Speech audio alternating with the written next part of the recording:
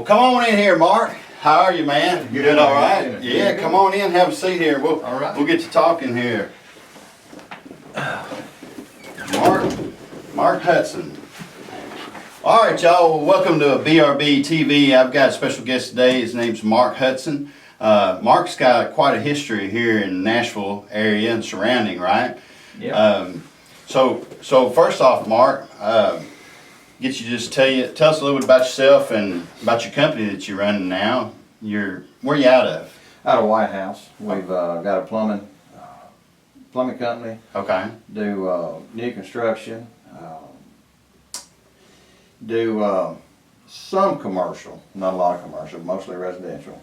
Okay. Do inside, outside work. Do outside water and sewer and electrics. You do a lot, right? Do a lot. Yeah. This year we're set up to do, actually 2019 we did a little over 800 houses, 800 new houses. Hey, 800 houses, that's a lot. That's a lot. And this year, 2020, we're set up to do, we're looking right now, we're probably over 1,000. Whoa. Yeah. That's a lot of building right here in Nashville. Out of White House. Now, tell everybody what the name of your company is, Mark. It's Hutson Brothers Plumbing. Hutson Brothers Plumbing and Outdoor Utilities. An outdoor utility. Now, the outdoor utility, is that something new? I think we talked about that a little bit. bit. Yeah, we've been doing that for going on 2 years now. Okay. We've been in business almost 30 years. Whoa, that's a long time. We've been in almost 30 years. That's a long time. Now, we're actually going to be doing a project of Mark's, right? It's a BMW. It's a super, super cool car. It's a BMW 430, right? 430i. 430i. Hard-top convertible. Hard-top convertible, and it's black. Yeah. Black on black, yeah. Right? So we're getting ready to do some carbon fiber. Right. Excuse me. We're going to do some carbon fiber. We're going to do a lot of stuff under the hood, but also on the interior too. Right. So and you threw in a little surprise on this project too, because we're going to be doing some skulls a little bit, right? Yeah. Yeah, something a little different underneath there. Would you call it speak no, see no, hear no evil? That's right. Yeah, yeah, and that's what it is. It's one of the cooler patterns that we do, and it's going to be mixed in with some carbon fiber, and we're gonna actually have some of those pieces. We're going to film. We're going to show that too, and we're also going to show the end results once we get it all put back together. But that's going to be super cool. Now, here's something else that's really cool. We're going to get to see this car race maybe a little bit at UC Raceway. Maybe. Now, I know you was asking me when you saw this performance stuff. You got a tune done already. Yeah. That was fast. Right. Right. You got that done like in a few days. Now, who did you say you did your tune on that? Kennedy Performance down in Nashville. Kennedy Performance. Yeah. Okay. So and I know some other people that are racers use the same guy, right? Right. And right. In fact, I think I met him at the track on Sunday, this past Sunday. But very knowledgeable. Very knowledgeable, yeah. He's, I think he does mainly BMWs, that's what he works on. He actually had some cars there yesterday. He had one that he said was right at 1,000 horsepower. Woo! He had another one that was around 900, and one around 8, and one around 700 horsepower. Wow. So they're packing some punch, I'm telling you. Hey, I'm sure I'm going to get to race some of those cars you just talked about, because a lot of them show up. In fact, we've had a huge turnout at UC Raceway. But before we get into that too much, you know a lot about your car. You've had it now. It's a beautiful car. Probably one of the prettiest ones I've seen. I mean, it's clean as a pin. I promise you that. Now, tell us a little bit about the car. How long you had it? Well, it's a 2018, like I said, BMW 430i hardtop convertible. I've had it about 8 months. I looked for probably a year before I bought it to make sure I was buying the right one, and it's the right one for me. I mean, I love driving it. I love the way it handles, and I mean it's a 4-cylinder twin turbo. Twin turbo. So it's got a little kick to it. But now it's got a lot more kick, right? It's got a lot more kick. The tune we did on it yesterday, It comes out from the factory with around 285 horsepower, and what we did to it yesterday, or what they did to it yesterday, gave it about 70 more horsepower. 70 more horsepower. Between 60 and 70. That's a lot. And that's just the tune. And the next step will be a stage 2, and it'll change the downpipe on it. And by doing that, it should get between another 70 and 80 horsepower. That's a lot. That's a lot of horsepower. On a car that's light anyways. Yeah. I mean, it's a light car. Right. But, you know, I'm gonna race you, you know. I've gotta race you, so I need to know when you're going, because, I mean, I gotta go, you know. Even if you beat me, I'm still gonna have fun, you know. I don't think that's going to happen. I don't know, man. I mean, that's fast. My car's heavy, so, I mean, you know. But that's what's fun about it, you know. And I know last time you come in, we got talking a little bit. We, you know, talking about fast cars, and you have a history at Music City Raceway, right? You and your family, right? Your brother. Matter of fact, that's where I met my wife at. At Music City Raceway. I met her at the racetrack, yeah. Sure did. Well, hey, that's super cool right there. Met her there. We've been married 26 years next Wednesday. Wow, Yeah, wow. Tuesday, Wednesday. Better get that right. Whichever one they'll have it. Yeah. Well, congratulations on that. That's a long time. And, you know, to meet your wife at Music City Raceway. Yeah. Rick and Charlotte, I'm sure they're going to be watching this, and I know they're like, oh, I knew that's where they met. Her cousin, Tony Snoddy, you know who Tony is? I don't. Used to, well, his daughter races now up there, but she used to go watch him race and hang out with his family and stuff. And now, it's his daughter. Motorcycles? No. No? She's driving, he was building the car back when I got out of it. He was building a Mustang, and now she's driving the Mustang. She came up from junior dragsters, now she's driving the Mustang. Okay. Her name's Tiffany Snoddy. Okay. She's won a whole lot with junior dragsters. I was getting ready to say, I think she has blonde hair. No, I think she's got dark hair. Okay. I'm trying to remember because we just had the banquet, and there was a lot of winners there. I can tell you they were there. They were there, yeah. They had to be. They were there at the banquet, I'm sure. Yeah, it was a big deal too, man. It was a lot of fun. But you know, the racetrack, you remember, you said 26, so you were going there since they got the track, probably 30 years ago. Yeah. Right? Yeah. Or you probably went there before then, didn't you? Yeah. So, you know, the track, a lot of people don't realize this, and that's the reason why I'm bringing it up, Mark, because a lot of people don't realize the history of this track that we have right here in Nashville.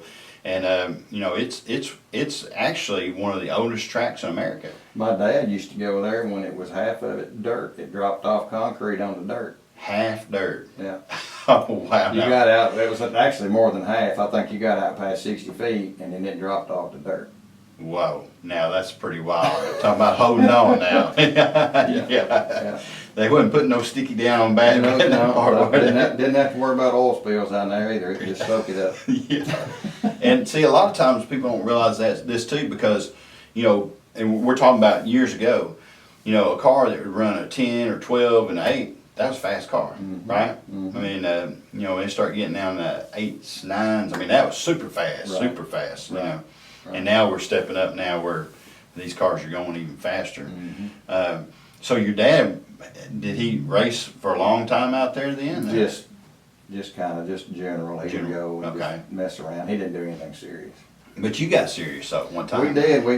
My brother and I got real serious in it and got out of it. I got out of it when my son was born, and I just didn't have time to go, and I didn't want to have a car sitting in the garage and not be able to take it when I wanted to, and I felt guilty if I didn't take it, so I just kind of backed up and got out of it. And he continued racing. He took up both our cars, and he raced both our cars for a while, and he eventually got sold everything we had, and he got out of it as well. But he's back into it now.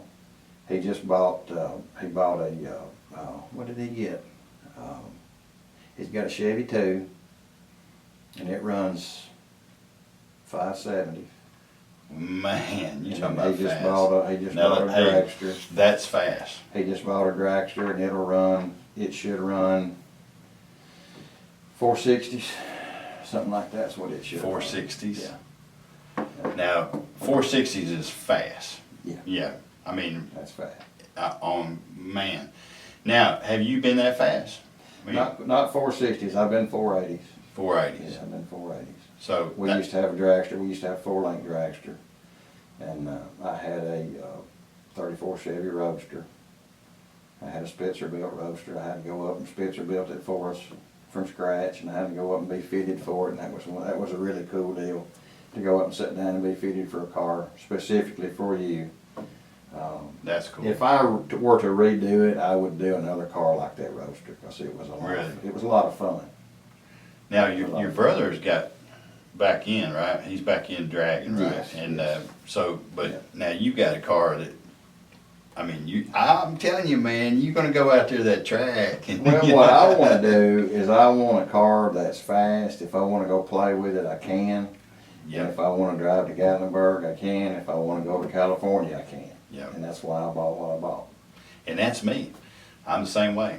And you know, we have this conversation a lot. You know, any car is made to race. It's just made to race. But when you have one that's a little bit faster, right, it's a little more fun. And then if you can make it a little bit faster and a little bit faster, it's even more fun, isn't it? It is. It is. And I've got 2 kids in college right now. Once they get out of college, I may step up and get something you have to trailer around everywhere. But I enjoy my car. I enjoy driving it. My wife likes it because we can get in it and throw the top back and go wherever we want to go. Now, she may not like the skulls too much, but Yeah, they're under the hood. Yeah, she don't have to look at them all the time. I think she'll like it though. It's going to look really classy, really sharp. I think it will. Yeah, I think it'll look good. I do too. Yeah. I mean, what you picked out for your project there. I mean, you know, it's man, I'm telling you, and you know, anything that you do custom to them just makes a world of difference. No, it does. Nobody else is gonna have a car like yours. I mean, and with those red accents, I'm not gonna give it all away, but y'all need to subscribe below because I'm telling you, you're gonna have to see his car, and we're gonna do a lot of video of it as we're putting it back together, and Right. once it's all together, and we are gonna race. We're gonna make a plan to make. So what I guess one thing too I want to talk about is, you know, talking about being out at the track. Now, you met your wife at the track. Right. You were racing pretty big then. Mm-hmm. And why don't you tell us about, you know, so you got out, right? Right. After a little while. Right. But you ended up doing what? You ended up doing something else. You went out and did some hunting. We did. We got into the TV side of things. We got started in some video work, and we ran our first year. Well, we step back a little bit. We called our show Young Guns Outdoors. And I know y'all know who Young Guns Outdoors is. We wanted to focus on getting kids involved in the outdoors, because, as you know, hunting and outdoor activities are kind of going away. With the PlayStations and Xboxes and all that stuff coming around, it takes kids' minds off of going outdoors and it keeps them inside. And we wanted to kind of veer away from the indoor stuff and get busy outside with the kids. So I had kids, Tommy had kids, and we just set it up and we started videoing some hunts, and it turned out to be a really neat deal. We ran on News Channel 5 Plus the first year. And we ran 52 weeks solid. That's a lot of filming right there. You know, I mean, that's a lot of filming. No reruns. The second year we moved over to the Pursuit Channel, and we did 26 weeks. And then we went from there. We started gaining some sponsorships, and we moved it from just our kids to taking terminally ill kids, children, on their hunts, say like the hunt of a lifetime type deal. I mean, we put some feelers out in our community, and a little girl named Mary Keith, she had cancer. She lived up in White House, and we took her on a hunt. She's passed away now, but we took her on a hunt, and I mean, it's amazing to take these kids that don't really have that opportunity to do stuff, to take them and put them on a big buck and watch them take that big buck and see that reaction on their face. There's no acting, there's no fake, I mean, there's nothing. It's the real deal. It's the real deal, there's no question. Yep. I mean, we did that for 7 years, and then Tommy was diagnosed with throat cancer. Yeah. once he was diagnosed with that, we were mid-season, our last season, but we hadn't planned on it being our last season until we found that out, and then I had to finish all that out by myself. I had to finish to run our business because he was out of work. He was out of work close to a year. He was out of work 8 or 9 months, and it just was too much to handle. So we put the show business aside and went back to working and had to make a living. Well, you know, now he's better now. He's better. He's better now. He's 100% cancer free, and he's Awesome. rolling on. He's got some throat issues, some swallowing and some breathing issues, but I mean he's better than alternative. That's awesome that he's doing a lot better. Yeah. Yeah, so I think a lot of people that know you probably don't know the story, you know, but y'all were going big. I mean, y'all were doing a lot of big things. Right. And helped out a lot. And so, I mean, you know, everybody that is a part of our community, which is the hunting community, you know, everybody that contributes in any way, I'm talking about buying license, I'm talking about getting kids going out and outdoors, that's a big thing. And you know, I can't say enough about it, you know, really, because if somebody hadn't done that with me, I wouldn't be, you know, doing what I do, Right. you know.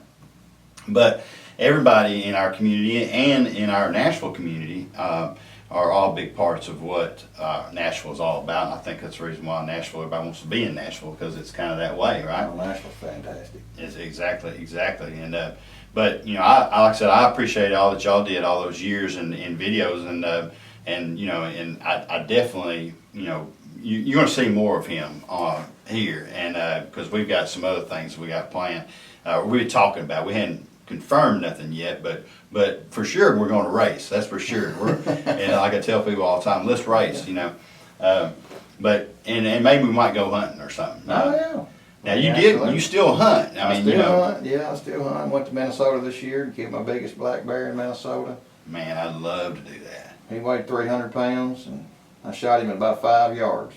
Now that's too close for me, but It is. I'd still like me. I mean, I would shoot him at 5 yards too, because I know I have to. You know, He came right out of the woods, and he turned like he was going to come towards me, and he took about 1 step towards me, and when I had to shoot, I shot down like this, and I shot him right here beside his neck and his shoulder and dropped him right there. But he was my biggest bear, and it was on opening day, and we were there for 7 days, and it was a long trip after that. oh yeah. Because you just bear hunt in the afternoons, you don't hunt in the morning, so it's been a long day. So you know, you can't hunt in the morning. Well, you can. You can. But the bear generally move from like noon on. Oh, I got There you. nighttime, you know, afternoon, nighttime. Of course, in Minnesota where we hunted, it doesn't get dark until late. 'Cause Right. we wasn't but about 30 miles from Canada. So Man, we were way man. up there. So it stayed daylight a long time. Man, hey, put me down next time you go. I'm telling you, I want to go. I'm dying It's a good to trip. go. I would love to go. It's a good trip. You know, because I mean, now I've eaten bear and I really enjoyed it. I mean, I'm telling you, and there's, you know, It's okay. It's elk and moose and stuff like that. I think is a lot better. you than like that bear. better. I love moose. It's the best meat. Period. Oh man, Oh, it's fantastic.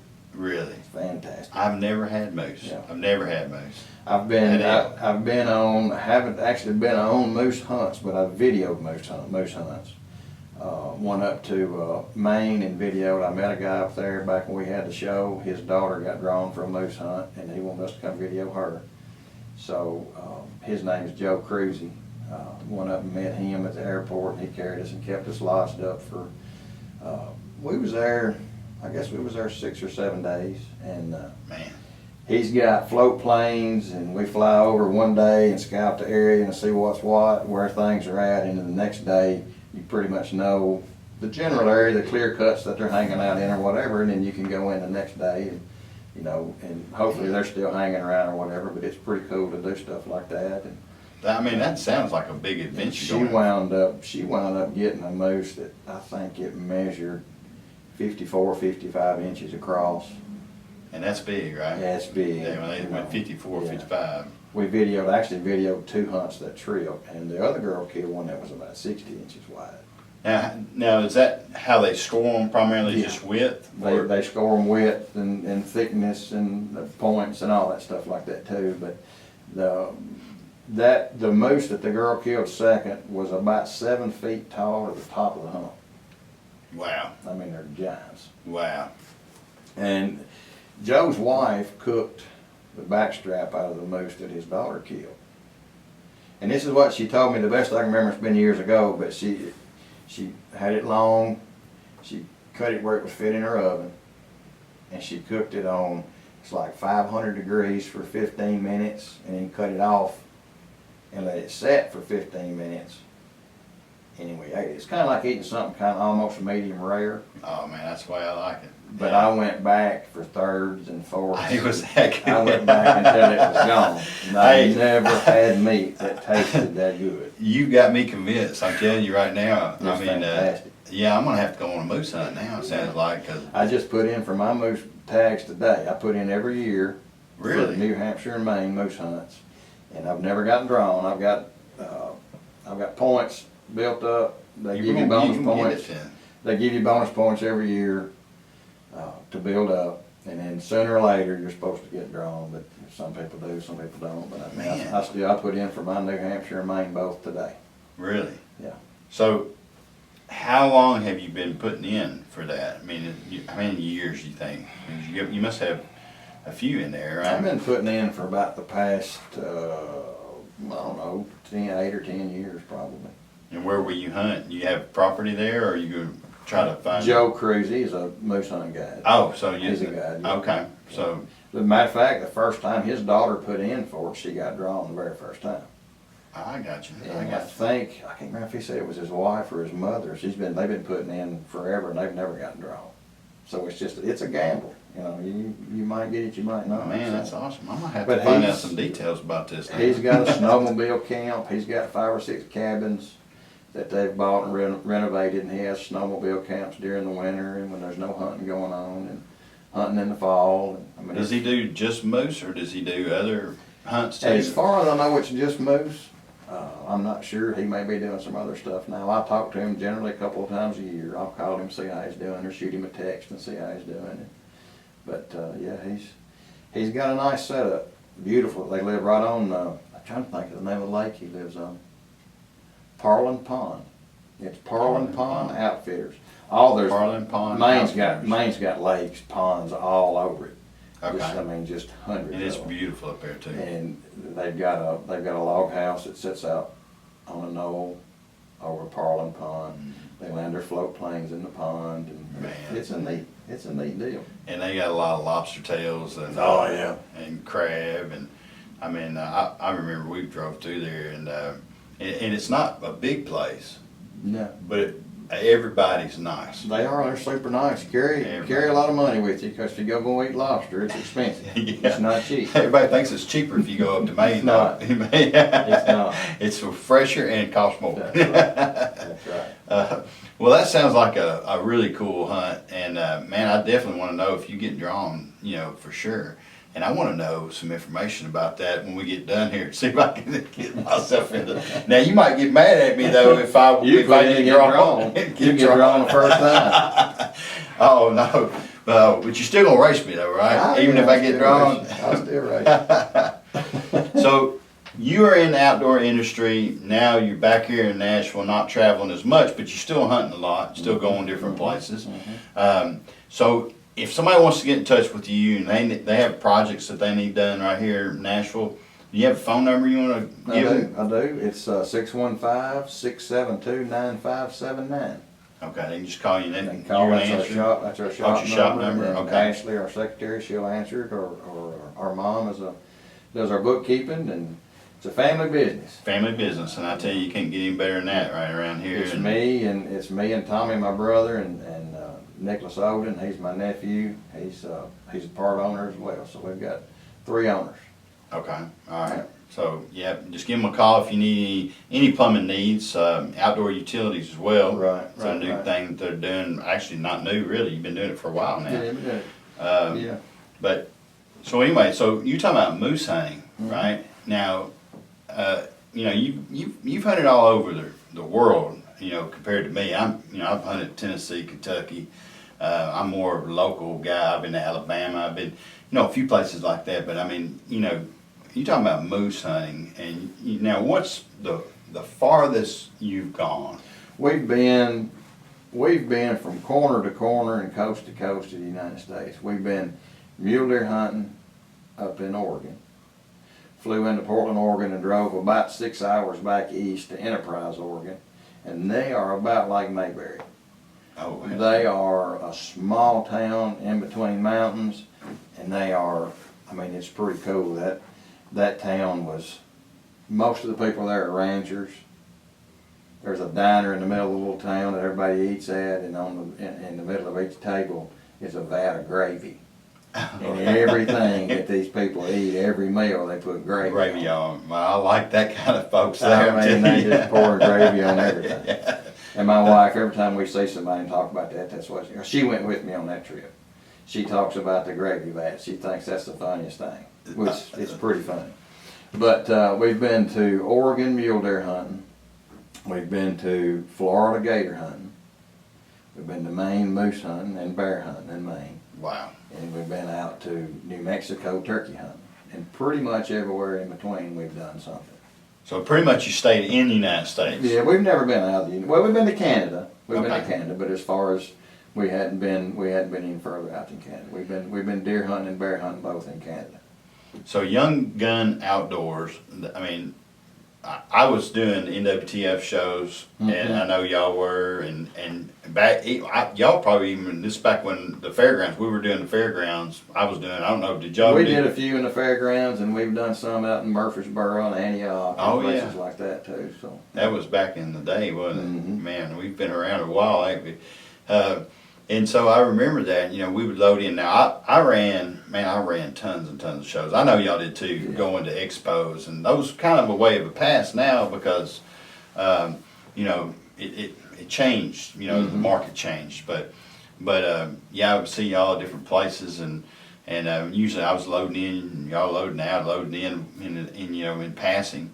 But I never really had a chance to really talk to y'all. Most of the time I was at a show, I was there by myself. right. And I was, had to run the booth and, so shows get busy. They do. Busy. Yeah, and it's, but y'all been doing that and y'all did that for a long time. But now you've been back home, you're not traveling. And how long has it been, did you say that y'all been out of that? We've been out of it about 8 years. I think it's been about that long since Tom. Okay.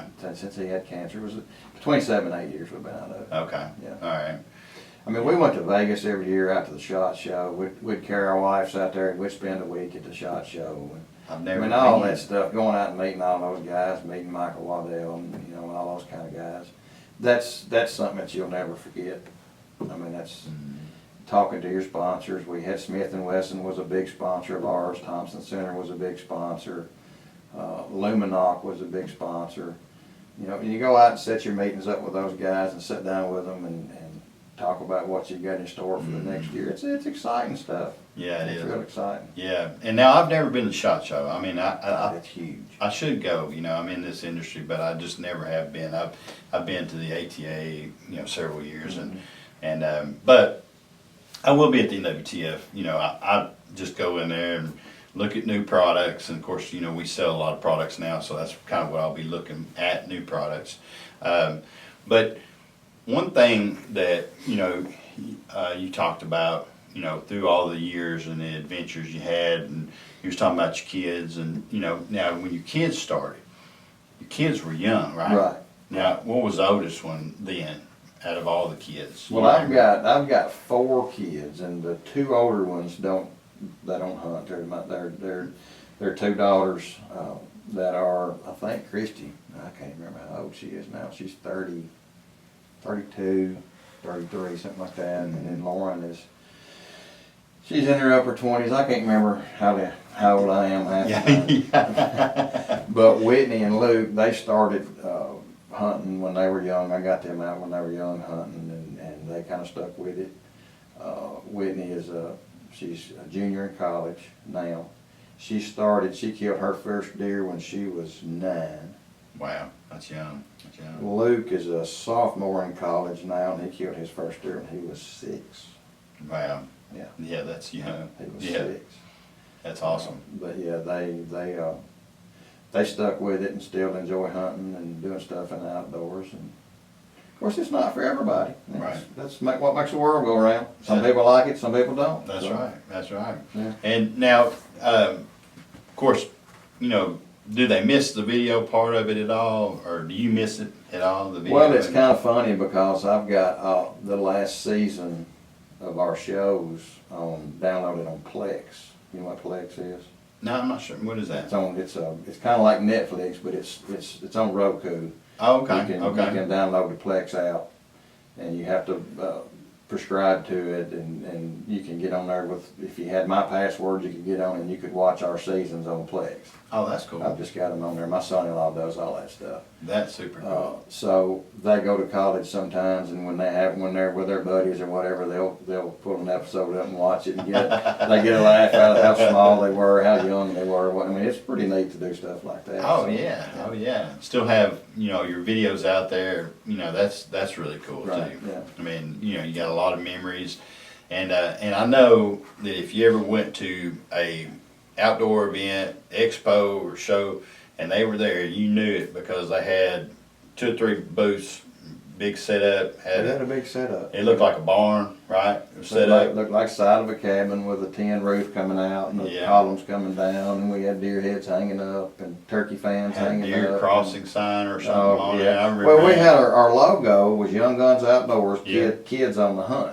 Mhm. So we took a caution sign and we marked out the word caution and we put kids on the hunt. Oh, So, that's cool. and we had the I caution remember sign that. made up and stuff like I that. remember So that, it was, yeah. it was pretty neat.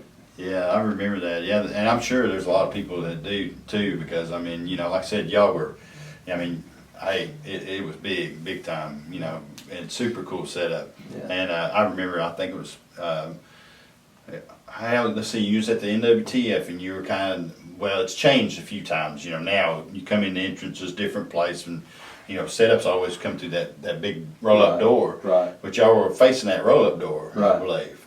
And I don't know if We they- moved, we tried to get as close to the center as we could, so we moved every year. Of course, when you start that stuff, you start on the outside edge and you have to, over time, work your way in. We Yeah. tried to work our way in as much as we could. Now, we were always teamed up with a friend of ours that we made friends with during the show. Our first season was a place called Bosler Outfitters up in Indiana. They do a lot of deer hunting and a lot of turkey hunting. And they came up to us our first season and asked if we wanted to come up and do a hunt with them and video Mark, and stuff. I'm telling you, man, you got So, some connections now, man. They're there every year. They'll be at the NWTF this year. They're there every year. Mike Bosler's a really good friend of ours, and his son Michael. They're fantastic people, and he's got one of the nicest lodges. He's got an old barn that he's converted half of it into a lodge. It's got like a mud space underneath it where you walk in, take your muddy boots, camo and stuff like that off, hang everything up, and then you go up steps and go upstairs. And he's got a super nice lodge with 5 bedrooms in it. Oh wow, that's nice. And he fixes your meals, and I mean it's a really good setup. What size deer can you expect on that type of place? Sound like Oh, he's Nice. got some guys that go up bow hunting every year. He caters to bow hunters. He's got some guys up there that's killed 170-inch deer. really, Yeah. really. Now, what part of Indiana is that? Southern again? Indiana. Southern Indiana. Mhm. I'll tell you, there's some Yeah. good deer in Southern It's Indiana. in DePaul, Indiana. DePar. Okay. DePaul, DEPAW. Okay. That's how you spell it.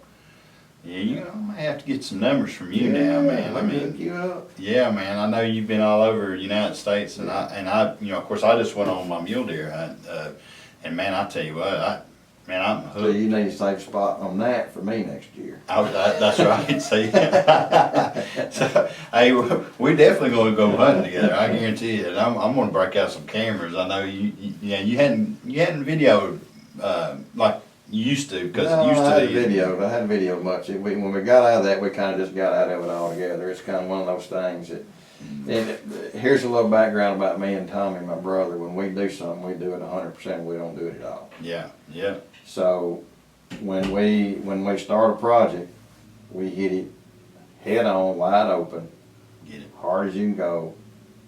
And when it's over, it's over. Yeah. We don't halfway do anything. We work through it, and then when it's over, it's just over.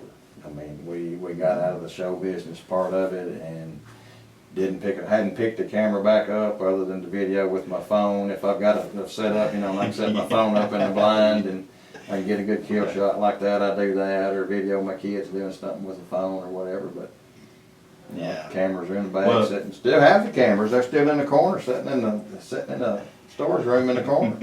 Well, I'm gonna tell you because I do a lot of videoing but it is a lot of work, and especially if you're videoing yourself. It's a lot of work, and there's a lot more to it when you got somebody else that you got to worry about stepping on sticks, right? Yeah. You know, so it's the enjoyment. Yes, I mean I really enjoy filming. I really enjoy capturing that hunt. But on the other side, I really also enjoy my time alone. You know, too. It's different. I mean, when you figure what everything it goes into, what it takes to make a video happen, you figure, you know, you're out there hunting, you're enjoying yourself, you're pulling a trigger, and then the work starts. That's right. You got just hours and hours and hours of editing to get a 30-minute show. Oh, I know. It's not even 30 minutes by the time you figure all the commercial times and slots you got to leave blank. I mean, you're not running but 24, 25 minutes a time. And to get that 24, 25 minutes to do all the editing and stuff, it's got to be done, and to add the audio, to make sure the audio's right, to make sure the music's right, to make sure everything's where it needs to be is just tremendous. It is. It is. There's a lot of work. Yeah, and then closed captioning. Closed captioning. You got to do all of it Yeah. to be on TV like that Right. and be as big as y'all, we're out there doing. Right. I mean, and I know there's a lot of hunting shows out there now, and I've watched a bunch of them and a bunch of new guys, but some of them I know, some of them I don't know. Most of the ones I don't know now, but it is a lot of work, and my hat's off to the ones that are out there doing it and that have done it, because I'm telling you, it's a lot of work to capture that, to bring it, and to get it all to the viewer. So, but it's something that it's a passion, it's a lifestyle, and I'm glad you came in here today to talk about it and share all those with me too. Well, that's like I said earlier, it's needed because it's going away. I mean, I don't know what the numbers are, but I know they're way down from what they used to be. If you could check with the TWRA and see about the hunting licenses and how many are issued now versus 20 years ago, I can almost guarantee you it's a lot less now than it was then. Yeah. So. Well, one thing that I'm liking, that I'm seeing in the schools, and I think that the schools have a big involvement with that, is the skeet shooting, and I think that helps out a lot. Also, the archery, and hey, listen, those two I just mentioned both have huge scholarships. And in fact, I think the skeet shooting is probably one of the biggest scholarships out there, programs that you can get into. And the great thing about doing those is just about anybody can do those. But once you get to that point and you're able to do that, also going out and getting in the woods is a lot of fun, because you're already been introduced into the sport. But like I said, I've had people come in. I've talked to people. I had a Dare Brockets in here talking about fishing, and he's 19 years old, and he actually started his team for his school, for his high school. And so he's like, hey, went and started talking about it, and then they picked it up, and now they're running with that program. And I think that's got a lot to do with, that more and more people get involved with getting it into schools, because I feel like, because when I was in school, you know, when it was deer season, there was nobody there. Yeah. You know what I mean? You know, so I was one of those students that's like, I didn't want to be there either. You know, it's like, and I was like, I want to go hunting. You know, it's like my parents couldn't figure out why I wanted to go hunting so bad. Well, it's because most of my friends weren't at school, and you didn't know that, Mom and Dad. But you know, but I had to go to school still. I was still hunting. But yeah, so I mean, you know, I think you know that. It's a great and fun way to spend time with your kids, you know, and also your community, you know. And I'm telling you, you know, the population of our deer herds up. You know, we're shooting bigger deer than we've ever shot. Right. I mean, you know, the opportunities are there a lot more than when I was a kid. Yeah. I mean, you know, in fact, you know, A lot more. Yeah. yeah. I mean, back whenever I started hunting, you couldn't even turkey hunt in certain counties. Now, Right. hey, that's in Kentucky. Mhm. You think Kentucky would have birds forever, but Right. they didn't. Yeah. You know, but you're absolutely right. So, you know, introducing, and I know that's what y'all were doing, and y'all were out there, and I know you introduced it, and you know, to a lot of kids, and a lot of kids that you know didn't have the opportunity, you know, that were sick as well. So, you know, that's a great thing to do, and I recommend that too. Get as many people as you can out in the industry and into the woods, not Right. even the industry, but into the woods, into hunting.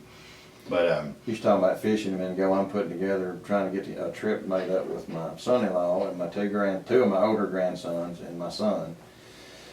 We're setting a trip up to Venice, Louisiana to go bull red fishing. bull red fish. Bull red fishing. Bull red. Bull red. Bull red. You Now, ever what heard is of a that? bull? You ever heard of redfish? Yeah, yeah. These are bull reds. They're just huge. They get 25, 30 pounds. And I went down with my dad and my younger brother and my son Luke. We all went back. It's been probably 10 years ago, something like that. We went. You got my attention there. And they are, the water that you fish in, it's inshore fishing, but the water's not, it's not but about 3 feet deep. The water's not. You can see the bottom in a lot of it. And you can see the fish out swimming in schools because they're so big. You can see the schools of fish swimming, so you cast out in front of the schools, and almost every cast you're reeling one in, and they fight like mad. You What catch month them. is that? We're going to try to go in around the end of June, 1st of July, something like that. That's when I think they're at their top. And you got any extra spots there, do you? Well, we got to try to work it out. Yeah. We're gonna have to take 2 boats as it is. I got you. Got a bunch of people. I got a guide down there that we talked to some, and Okay. we're gonna get with him and see if we can. I got to work on getting everybody's dates together. make Oh, sure I everybody got you. can Well, be- you know, I'm very flexible, just so you know. I can go anytime. So. But that you check into bull red fishing in Louisiana. It's supposed to be the fishing capital, the redfish capital, and it's fantastic. Are they good eating?